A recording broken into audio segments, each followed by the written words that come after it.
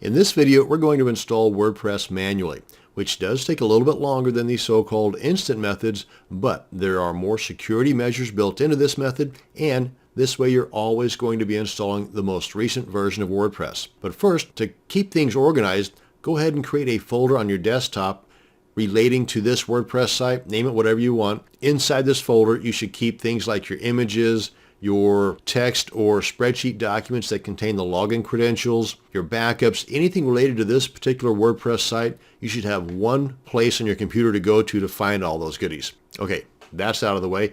Now, there's basically four things we're going to do to create our WordPress site. We're going to go to wordpress.org and download the most recent installation files. Then number two, we're going to unzip those files and upload them to our server. Now at this point, I need to assume that you've already got a domain name and a web hosting service. And you should also determine at this point, are you going to be uploading or installing WordPress on your root directory or on a subdirectory? Meaning, whenever you type in the URL to your WordPress site, is it going to be mydomain.com? Boom, there's your WordPress site. Or is it going to be in a subdirectory where you type in mydomain.com/blog? Either way you want to do it is totally fine because the installation process is exactly the same. It's just where are you going to upload these files to? Number three, we're going to build a database. And number four, we're going to add our database to our WordPress site. And that's basically it. So let's go ahead and get to work. Now I've already taken the liberty of going to wordpress.org and downloading the most recent installation files. And I want to point out that in a zipped up format, it's just a little bit over 6 megabytes. But whenever we uncompress those, as you can see as I hover over this, it's almost 17 megabytes. And most every installation process recommends that you upload these files here. So I open that up. And this will take twice as long than if you were to upload a single zip file. But if you're going to do that fast way, as I'm about to show you, you have to send the right zip file.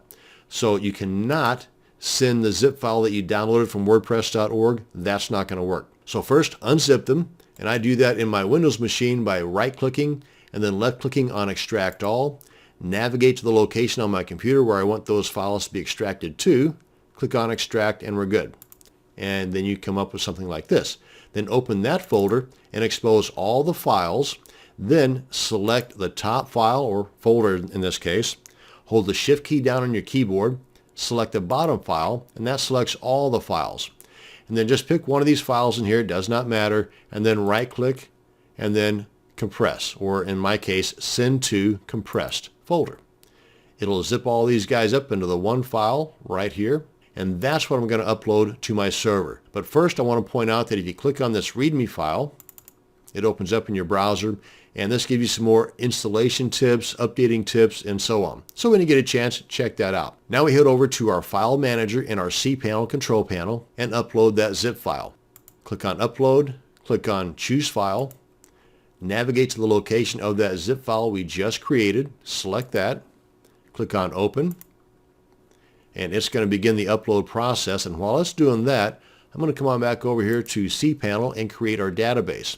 So scroll on down till you get to the Databases panel. Click on MySQL Databases. And if I'm going too fast for you, well, that's what the pause button's for. Now we want to create our database here, create a user here, and then tie the two together down here. And I'll get to that here in just a second. But first, let's create our database. Now you can put whatever you want in here, and if you make a mistake, don't worry, because they will tell you in big red letters. Click on Create Database. Copy this. But whenever you do this, make sure you do not copy that period at the end because that's not part of the name. I'm going to go ahead and paste this on a document that I got stashed away here. That's going to hold the database name, the database username, the database password, and a new database prefix. But I'm getting ahead of myself here. Let's go ahead and paste this right here. It'll all make sense here in a second. Oh, and by the way, this stuff here, these are the username and the password for my WordPress administrator area. Again, I'll get to that here in just a second. So, click on Go Back, come on down and create our user. And I'm going to use the same name for my username as I did for the database name. So I just want to copy this guy right here. Now you don't have to. You can name your username whatever you want. But this is just a habit I've gotten into. Now we want to create a strong password. And I do that by using the password generator. Copy this. Check that box saying that you did copy that. Click on Use Password. Click on Create User. And I'm going to paste that password right here. And remember, my database name and username are exactly the same. So we're good there. Click on Go Back. Now we need to tie the two together. If you've got multiple databases and multiple users, make sure that you select the proper ones from this drop-down arrow. Click on Add. Click on All Privileges. Click on Make Changes. Click on Go Back. And our database is all complete. Now we come on back up here, make sure our upload is finished. It is. Click on Back to Home. Select that file that we just uploaded. Come on up here and click on Extract. Click on Extract Files. Click on Close. Select that zip file again. Because we no longer need it, let's go ahead and delete it. Click on Delete Files. We are good to go. Now we've got all the pieces of the puzzle put together. We just need to tie them all up. And we're going to do that by putting our install URL in a new tab here. So let's paste that right in here. And that install URL is wherever you have your WordPress site installed. And in my example, I'm installing it on the root directory. If you had it in a subdirectory, then it would be your domain name / the name of your subdirectory, like blog or members or whatever, / wp-admin / install.php. Then hit enter. Then you select the language you want your WordPress site to be in. Then click on continue. Tells you some information you're going to need here to tie your database into your WordPress installation. This is the stuff we just gathered a second ago when we created our database. So have that ready. Then click on Let's Go. Enter that information in here, and more times than not, the database host will be localhost.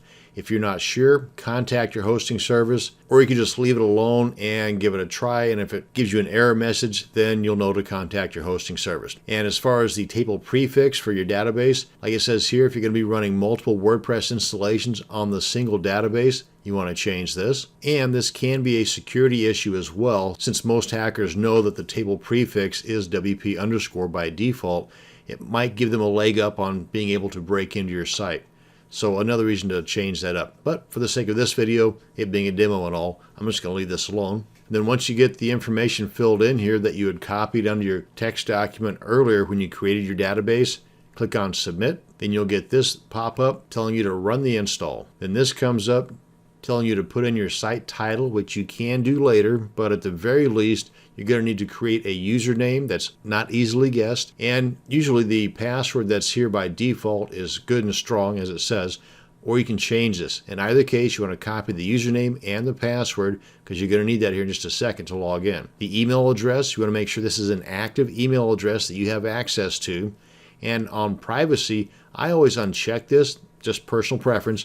That way, the search engines will usually not index my site until I'm ready for them to. In other words, after I've got content in there, I've got all the things set up the way that I want it to be set up. Then once you get all the blanks filled in and your username and your password copied, click on Install WordPress and you get the success message. Yay! Now I'm going to click on Login and enter the username and the password that you just copied to your text document. Then click on Login. And this is our dashboard area for the admin area. Now then we come on down here to Settings. Now basically we're done at this point, but if we come on down here to Settings and go to Reading, right here is that box that you want to untick whenever you're ready to have the search engines come and index your site. Because whenever I unticked that box on the install process, it automatically checked this box. Because this says discourage search engines, so if you want to discourage them, make sure that box is checked. But whenever you want to encourage the search engines, come on back in here and uncheck that box, click on Save Changes, and you're ready to rock and roll. And that is how you can manually create a WordPress site.